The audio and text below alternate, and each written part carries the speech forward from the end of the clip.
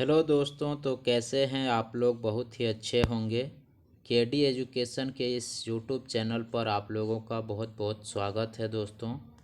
मैं मैकेनिकल वाले स्टूडेंट के लिए एसएससी जेई का previous year paper series start किया हूं, जिसका आज 17 क्लास होने वाली है। और इस सीरीज में मैं डेली 30 क्वेश्चंस एसएससी जेई का प्रीवियस ईयर क्वेश्चन करवा रहा हूं दोस्तों। तो आप लोग इस सीरीज को ज़रूर से ज़रूर देखें, और ये आप लोगों के लिए बहुत ही इम्पोर्टेंट रहने वाला है सेशन दोस्तों। और ख़ास करके उन सभी छात्रों के लिए जिन्होंने भी एसएससी जेई का फॉर्म भरा है, सिविल, मैकेनिकल एंड इलेक्ट्रिकल तीनों ब्रांचों के लिए ही ये सेशंस बहुत ही इम्पोर्टेंट रहने वाला है दोस्तों। तो आप लोग इस सेशन को ज़रूर से ज़रूर देखें। तो आइए आज का क्लास स्टार्ट करता हूं दोस्तों। Question number 61।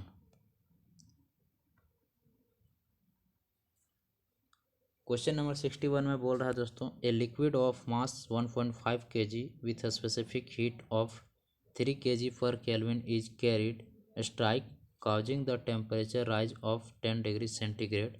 What is the work done in kilojoule for the process if the system is insulated? तो मास 1.5 kg दिया हुआ है दोस्तों, स्पेसिफिक हीट 3 kg पर केल्विन दिया हुआ है, और change in temperature 10 degree centigrade दिया है। वर्क डन निकालना है, और बोल रहा है कि if the system is insulated, यानी हीट ट्रांसफ़र जीरो बोल रहा है। तो आइए दोस्तों इसका सॉल्व करते हैं। तो मैं बता रहा हूँ आप लोगों को दोस्तों, फर्स्ट लॉ ऑफ थर्मोडाइनमिक्स इसमें लगाएंगे दोस्तों। फर्स्ट एलटीडी यानी first law of thermodynamics. First law of thermodynamics लगाएंगे दोस्तों। तो फर्स्ट लॉ ऑफ थर्मोडाइनमिक्स बोलता है कि डेल यू इक्वल टू, यानी change in internal energy heat transfer minus work done होता है। तो इंसुलेटेड है तो हीट ट्रांसफ़र क्या हो जाएगा दोस्तों, जीरो हो जाएगा। तो change in internal energy equal to क्या हो जाएगा, माइनस डब्लू हो जाएगा। और change in internal energy equal to होता है दोस्तों mCV डेल्टा टी। तो वर्क बराबर क्या हो जाएगा, minus mCV delta T. Mass दिया हुआ 1.5, तो यहाँ माइनस आएगा। और 3 किलो जूल पर केजी दिया हुआ। टेम्परेचर चेंज 10 दिया हुआ है दोस्तों, यहाँ से पॉइंट उड़ेगा, 10 जाएगा नीचे, 10 से 10 कटेगा तो 15 दिया 45, यानी -40 किलो जूल इसका सही आंसर हो जाएगा दोस्तों। Option number A is correct answer. तो 61 का जो सही आंसर है ऑप्शन नंबर ए सही आंसर है। नेक्स्ट क्वेश्चन, क्वेश्चन नंबर 62 दोस्तों आप लोग देखेंगे। A system has 4 kg of fluid. एक सिस्टम है, उसका मास दिया हुआ है 4 kg, CV दिया हुआ है 0.8, that expand in A friction less piston from initial state of 1 megapascal. Pressure 1 megapascal दिया हुआ है, और टेम्परेचर आपका 200 डिग्री सेंटीग्रेड दिया हुआ है दोस्तों। What is the net work in kilojoule. तो नेट वर्क डन कितना होगा निकालना है। The system is heat transfer, no heat transfer बोल रहा है। तो फिर फर्स्ट लॉ ऑफ थर्मोडाइनमिक्स लगाते हैं दोस्तों, सेम प्रोसेस है। तो del U equal to change in internal energy equal to Q minus W हो जाएगा दोस्तों। और इंसुलेटेड बोल रहा है तो 0 माइनस डब्ल्यू हो जाएगा। यहाँ से change in internal energy equal to हो जाएगा माइनस डब्ल्यू। तो माइनस डब्ल्यू इक्वल टू हम कर सकते हैं, W equal to minus mCV del T. तो माइनस मास दिया हुआ है 4 kg दोस्तों, और CV दिया हुआ है 0.8 गुना चेंज इन टेम्परेचर है 200 डिग्री सेंटीग्रेड। तो 0.8 हटाएंगे दोस्तों, 10 जाएगा, 0 से 0, 8 दूनी 16, 16 चौका 64, यानी 640 आ रहा है दोस्तों, इतना माइनस में। इसका ऑप्शन शायद गलत है दोस्तों, इसीलिए इस क्वेश्चन को मैं कॉन्ट्राडिक्शन करके छोड़ रहा हूँ। अब नेक्स्ट क्वेश्चन की ओर चलते हैं दोस्तों। Question number 63। क्वेश्चन नंबर 63 बोल रहा है दोस्तों, for constant dash process the change in internal energy in a reversible process is equal to heat transfer. तो कौन सा प्रोसेस में, कौन सा कांस्टेंट प्रोसेस में दोस्तों हीट ट्रांसफ़र इंटरनल एनर्जी के इक्वल हो जाता है, तो आप लोगों को बताना है दोस्तों। ऑप्शन ये है एंथैल्पी, ऑप्शन बी है प्रेशर ऑप्शन सी है, टेम्परेचर ऑप्शन डी है वॉल्यूम। तो इसका सही आंसर क्या हो जाएगा दोस्तों क्वेश्चन नंबर 63 का? तो ऑप्शन नंबर डी। तो कांस्टेंट वॉल्यूम पे heat transfer equal to change in internal energy हो जाता है। Option number D is correct answer. Next question दोस्तों, question number 64, which of the following equation is correct for a complete close cycle process.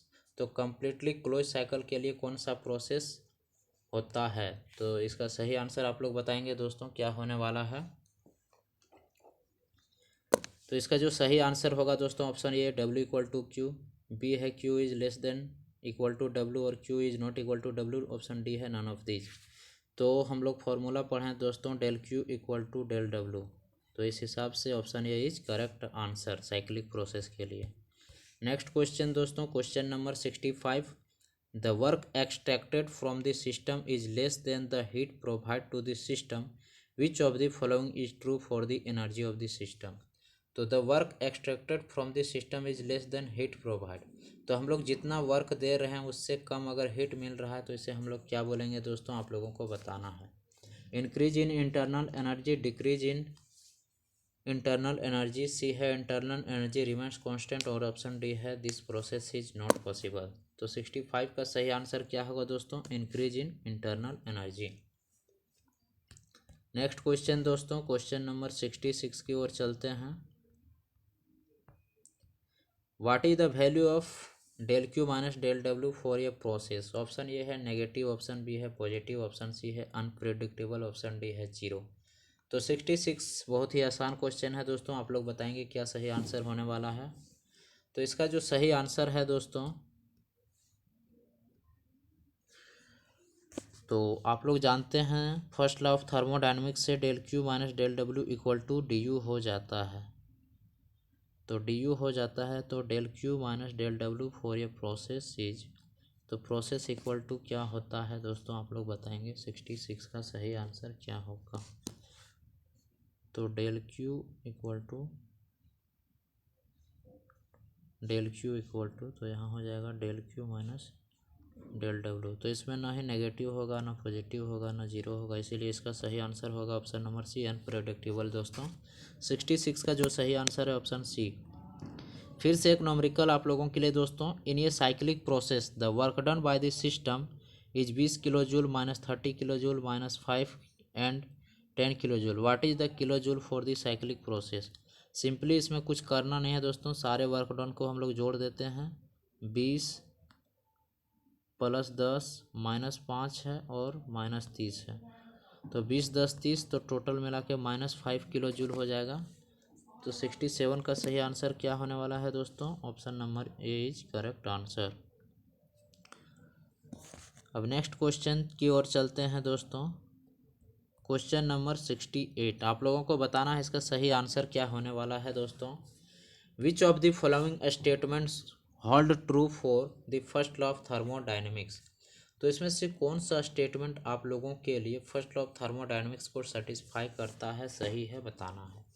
Option A है the entropy of the system remains constant, option B है the total energy of the system remains constant, option C है the total internal energy of the system remains constant, option D है work done by the system is equal to the heat transfer by the system. तो question number 68 का सही answer आप लोग बताएंगे दोस्तों क्या होने वाला है। तो फर्स्ट लॉ ऑफ थर्मोडायनेमिक किस पे बेस्ड है दोस्तों, तो total energy of the system remains constant, यानी कंजर्वेशन ऑफ एनर्जी पे है। Neither energy created nor energy destroyed, तो ना ही एनर्जी को हम लोग बना सकते हैं ना ही उसे ख़त्म कर सकते हैं, उसे केवल one form to another form यानी एक फॉर्म से दूसरे फॉर्म में चेंज कर सकते हैं, वही फर्स्ट लॉ ऑफ थर्मोडायनेमिक्स कहता है। क्वेश्चन नंबर 69 दोस्तों, आप लोगों को बताना है इसका सही आंसर क्या होने वाला है। For what type of process the change in internal energy is equal to the heat transfer. Same question है दोस्तों जो आप लोगों ने अभी पीछे देखा।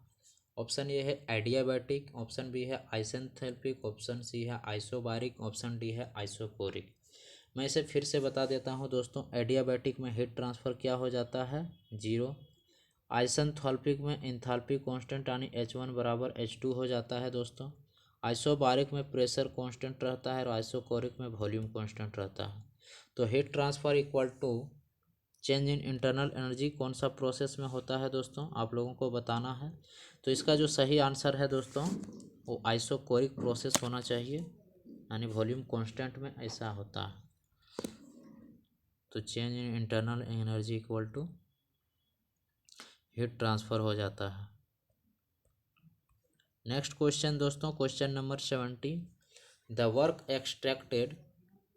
Work extracted from the system is equal to the heat provide to the system. Which of the following is true for the energy of the system. जितना हम लोग हीट दे रहे हैं, निकाल रहे हैं दोस्तों, एक सेकेंड दोस्तों, the work extracted from this system is equal to the heat provide, यानी जितना हीट दे रहे हैं उतना ही वर्क मिल रहा है। तो इस सिस्टम को क्या बोलेंगे। ऑप्शन ए है कि इंक्रीज इन इंटरनल एनर्जी होगा इस सिस्टम में। ऑप्शन बी है decrease in internal energy. Option C है इंटरनल एनर्जी रिमेन्स कांस्टेंट। और ऑप्शन डी है this process is not possible. तो आप लोग बताएंगे दोस्तों क्वेश्चन नंबर 70 का सही आंसर क्या होने वाला है।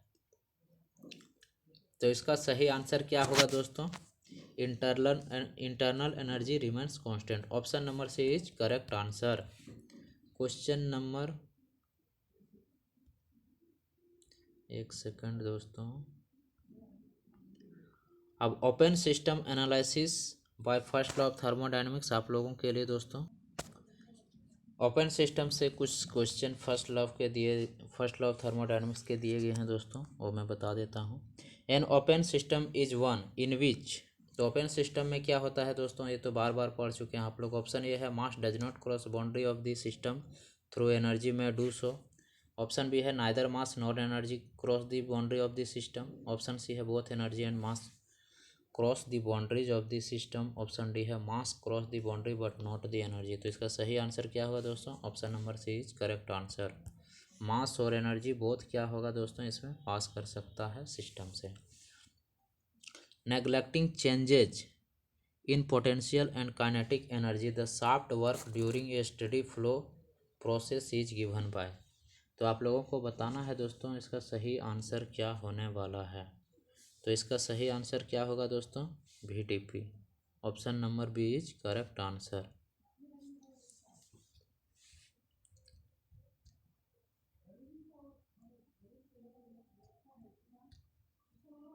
Question number 3, control volume refers to ये। तो कंट्रोल वॉल्यूम क्या रेफर्स करता है, सो आप लोगों को बताना है। कंट्रोल वॉल्यूम, ऑप्शन ए है स्पेसिफाइड मास। ऑप्शन बी है fix region in the space. Option C है क्लोज सिस्टम। ऑप्शन डी है नन ऑफ दीज। तो इसका सही आंसर क्या हो जाएगा दोस्तों, fix region in space, control volume. Question number 4, a steam nozzle convert. तो नोजल क्या करता है दोस्तों, kinetic energy into heat energy में। ऑप्शन बी है heat energy into potential energy. Option C है potential energy into heat energy. Option D है heat energy into kinetic energy. तो इसका सही आंसर क्या होगा दोस्तों, हीट एनर्जी को काइनेटिक एनर्जी में बदलता है। Option D is correct answer. 4.5 आप लोगों को बताना है दोस्तों इसका सही आंसर क्या होने वाला है। Gibbs free energy equation G equal to क्या होता है। ऑप्शन ए है जी बराबर H plus T S. Option B है जी बराबर H minus T S. Option C है जी बराबर यू प्लस टी एस। और ऑप्शन डी है डी बराबर डी एफ बराबर यू माइनस टी एस। तो इसका सही में आंसर क्या होगा दोस्तों, जी बराबर एच माइनस टी एस, इसीलिए इसका सही आंसर होगा ऑप्शन नंबर बी। ये फॉर्मूला है दोस्तों, आप लोगों को याद रखना है। Question number 6, steam flow through a nozzle is considered as. जब हम लोग स्टीम फ्लो करवाते हैं नोजल के थ्रू तो इसे कैसा कंसीडर किया जाता है। Option A constant flow. Option B है आइसोथर्मल फ्लो। ऑप्शन सी है एडियाबैटिक फ्लो। और ऑप्शन डी है कांस्टेंट वॉल्यूम फ्लो। तो इसका सही आंसर आप लोग बताइए दोस्तों क्या होने वाला है। तो इसका जो सही आंसर है दोस्तों वो एडियाबैटिक मान के करते हैं, यानी हीट ट्रांसफ़र जीरो मान के करते हैं, इसीलिए option C is correct answer. Question number 7, which equation define the enthalpy H of a system. तो एच बराबर क्या होता है दोस्तों, यू प्लस पी वी। तो यू प्लस पी वी होता है दोस्तों, तो इसका सही आंसर हो जाएगा, इसमें तो दो आंसर सही दिए हुए हैं दोस्तों, ऑप्शन ए और ऑप्शन बी। तो इसका सही आंसर क्या हो जाएगा दोस्तों, इसीलिए इस क्वेश्चन में कॉन्ट्राडिक्शन है, दोनों में तो स्वयं ही ऑप्शन है, तो ऑप्शन ए और बी दोनों में से कोई हो जाएगा। 48 क्वेश्चन नंबर 48 नहीं दोस्तों, क्वेश्चन नंबर 8 आप लोगों को बताना है। क्वेश्चन नंबर 8 क्या बोल रहा है, what is the velocity of steam in meter per second at exist across a steam whistle which is perfectly insulated, यानी हीट ट्रांसफर जीरो है and does not perform any work and undergoes a drop of 0.2 kilojoule per kg in enthalpy from entry to exit. तो इसका सही answer क्या होगा दोस्तों, velocity इसका जो है दोस्तों वो जीरो हम लोग मेजर करके निकालेंगे इसको। तो V2 निकालने के लिए हम लोग क्या करते हैं दोस्तों, √2 into H2 minus H1, 2 into H2 minus H1 ये फॉर्मूला है, आप लोगों को याद रखना है दोस्तों। और वेलोसिटी V2 हम लोगों को निकालना है, और H2 माइनस H1 दिया हुआ है 0.2 kilo joule, from entry to exist बोला हुआ, तो H2 माइनस H1 हो जाएगा 0.2 इंटू 2 इंटू, एक सेकंड दोस्तों, 2 इंटू 10 का पावर 3 किलो जूल को कन्वर्ट कर दिए, इंटू में 2 यहाँ फॉर्मूला में पहले से ही है। अब हम लोग इसको क्या करेंगे दोस्तों, दोनों साइड स्क्वायर कर देंगे, तो इसका रूट हट जाएगा दोस्तों, तो रूट हट जाएगा तो निकलेगा दोस्तों 0.2 किलो जूल यानी 20 मीटर पर सेकंड। तो ये हो जाएगा 20 मीटर पर सेकंड दोस्तों, इसका सही answer option number B is correct answer हो जाएगा। चूँकि 0.2 को उड़ाएंगे तो नीचे 10 आएगा दोस्तों, तो टोटल हो जाएगा 200, 200 में से 2 2 400 निकालेंगे तो 20 आ जाएगा बाहर। मैं बता ही देता हूँ दोस्तों, नहीं तो आप लोग डाउट में रहेंगे, ये थोड़ा लिखने में प्रॉब्लम होती है दोस्तों। 2 गुना 0.2 गुना 10 का पावर 3 है दोस्तों, इस पॉइंट को उड़ाएं नीचे 10 हो गया दोस्तों, यहाँ से एक जीरो घटा यहाँ, तो 10 का पावर 100 और 2 दूनी 400, रूट के अंदर हुआ 400 दोस्तों, और इसे निकालेंगे तो V2 हो जाएगा हम लोग का 220, एक सेकेंड दोस्तों 20, तो इसका सही आंसर हो जाएगा 20। नेक्स्ट क्वेश्चन चलते हैं दोस्तों, question number 9, which equation represent the steady flow system. तो इसका सही आंसर क्या होगा दोस्तों, option A, option B, option C, option D. तो इसका मैं एक करके बता देता हूं दोस्तों, आप लोग नहीं तो कंफ्यूज होंगे, डायरेक्ट आंसर बताता हूं। इसका जो फॉर्मूला होता है दोस्तों वो होता है H1 plus V1 square by 2GJ plus Z1 by J plus Q बराबर हो जाएगा H2 plus V2 square by 2GJ plus Z2 upon J plus losses plus work done. तो इस हिसाब का आपको फॉर्मूला कहाँ देख रहा है दोस्तों, तो ऑप्शन नंबर सी हो जाएगा। ऑप्शन नंबर ए क्यों नहीं होगा दोस्तों, क्योंकि इसमें वर्क डन छोड़ा है। ऑप्शन नंबर बी क्यों नहीं होगा दोस्तों, क्योंकि इसमें जो छोड़ा हुआ है दोस्तों Z1 बाजी V2 square losses plus work done, तो इसमें Z1Q बराबर H2, इसमें H2 छोड़ा हुआ है दोस्तों, तो सारे में कुछ ना कुछ छोड़ा हुआ है, केवल और केवल ऑप्शन सी में सारा चीज़ दिया है। ऑप्शन ए में देखिए H2 छोड़ा है, ऑप्शन 2 में भी H2 छोड़ा हुआ है, ऑप्शन 3 में इधर का Q छोड़ा हुआ है ऑप्शन डी में, तो इसीलिए सही आंसर ऑप्शन सी होगा। नेक्स्ट क्वेश्चन, क्वेश्चन नंबर 10 दोस्तों, which one of the following is the steady flow energy equation for boiler. तो बॉयलर के लिए कौन सा स्टेडी इक्वेशन सही है दोस्तों, आप लोगों को बताना है। ये क्वेश्चन सारे आप लोगों को एग्जाम में देखने को मिलेंगे दोस्तों, इसे ज़रूर से ज़रूर करके जाएं। तो 80 का सही आंसर क्या होगा दोस्तों, इसमें जो सही आंसर होगा दोस्तों, बॉयलर का इक्वेशन H1 बराबर V1 स्क्वायर ये तो ऑटोमेटिक डबल इक्वल टू दिख रहा है, गलत है। Q equal to H2 minus H1, यानी कि बॉयलर इक्वल में, एक सेकंड दोस्तों,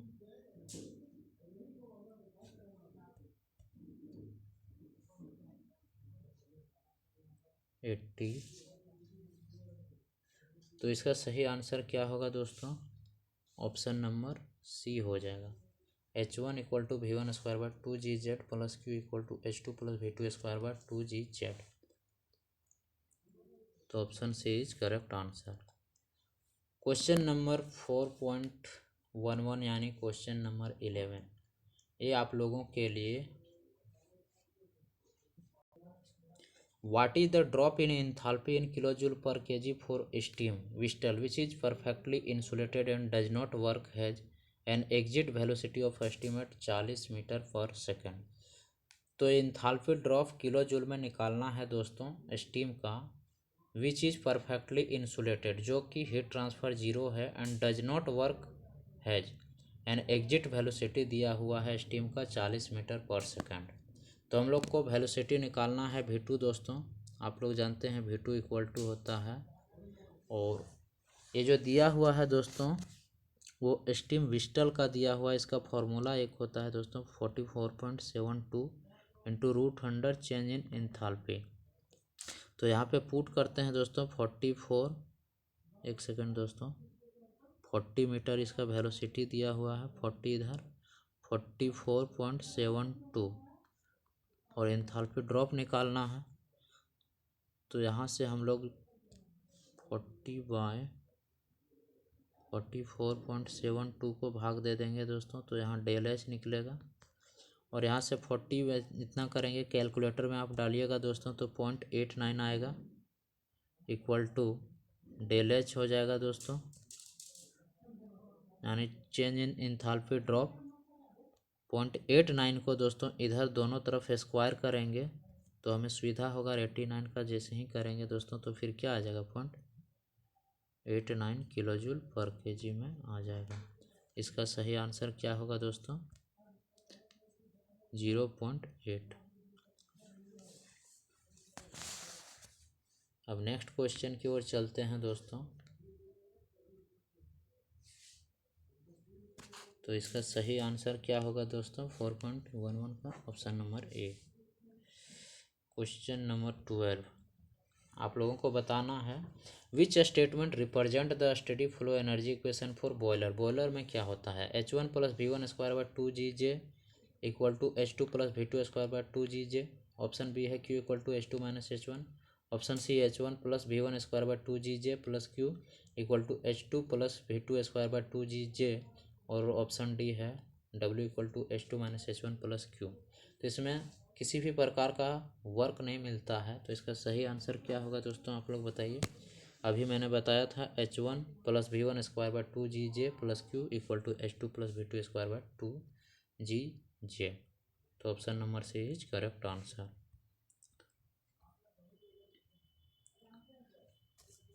नेक्स्ट क्वेश्चन दोस्तों आप लोगों के लिए question number 13, general energy equation for a study flow system. मैंने अभी इस क्वेश्चन को आप लोगों के लिए कराया दोस्तों। क्या करवाया था? H1 plus V1 square by 2GJ plus Z1 by J plus Q equal to H2 plus V2 square by 2GJ plus work done plus losses. तो इसका सही आंसर क्या होगा दोस्तों? 84 का। डायरेक्ट मैं बता दिया हूँ ताकि आप लोगों को याद करने में दिक्कत ना हो। Option C is correct answer. अब नेक्स्ट क्वेश्चन दोस्तों आज का क्वेश्चन नंबर 14, इसका सही आंसर क्या होगा दोस्तों? H1 plus C1 square upon 2000 plus GZ1 plus del Q by DM equal to H2 plus C2 square by 2000 GZ2 upon 1000 plus DW by DM। तो ऐसा आपको कहाँ देखने को मिल रहा है दोस्तों? 84 का, 84 नहीं दोस्तों 14 नंबर का। तो इसका सही आंसर होगा ऑप्शन नंबर सी। डायरेक्ट इन सारे फॉर्मूलों का आप रट जाइए दोस्तों। क्वेश्चन नंबर और 15, तो 15 का आंसर क्या होगा दोस्तों? एक न्यूमेरिकल आ गया है आप लोगों के लिए। एयर इन 1 बार प्रेशर दिया है 1 bar and 40 degree centigrade flow into an evacuated tank until the pressure in the tank is 1 bar. Assume the process is adiabatic and the temperature of the surrounding is 40 degree centigrade. What is the final temperature of air in degree centigrade? तो उसका एक formula है दोस्तों, आप लोगों को याद करना है। जब भी आइडियाबैटिक में बोला जाए तो टेम्परेचर निकालने के लिए होता है गामा टाइम्स T1, तो T2 निकालने के लिए गामा टाइम्स T1 करते हैं। तो गामा तो 1.4 हो गया दोस्तों, 1.4 इंटू टेम्परेचर को हम लोग क्या करेंगे इंटू 40 हो जाएगा, 40 प्लस 273 हो जाएगा। इन दोनों को जोड़ के गुना करेंगे दोस्तों तो 438.2 आएगा और इसमें से 273 घटा देंगे तो 165.20 डिग्री सेंटीग्रेड आएगा। तो इसका सही आंसर होगा option number B. Option number B is correct answer. अब आज का लास्ट क्वेश्चन मैं आप लोगों के लिए बताने वाला हूं दोस्तों, और ये टॉपिक भी ख़त्म हो जाएगा।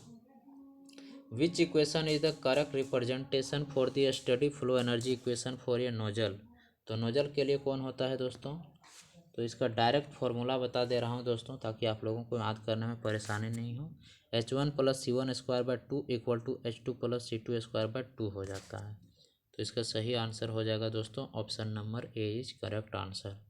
तो दोस्तों आज का क्वेश्चन यहीं तक रखते हैं दोस्तों। थर्मोडायनेमिक्स की टॉपिक आप लोगों की चल रही है, बहुत ही अच्छी सीरीज चल रही है आप लोगों के लिए दोस्तों, ये बहुत ही फ़ायदेमंद रहने वाला है।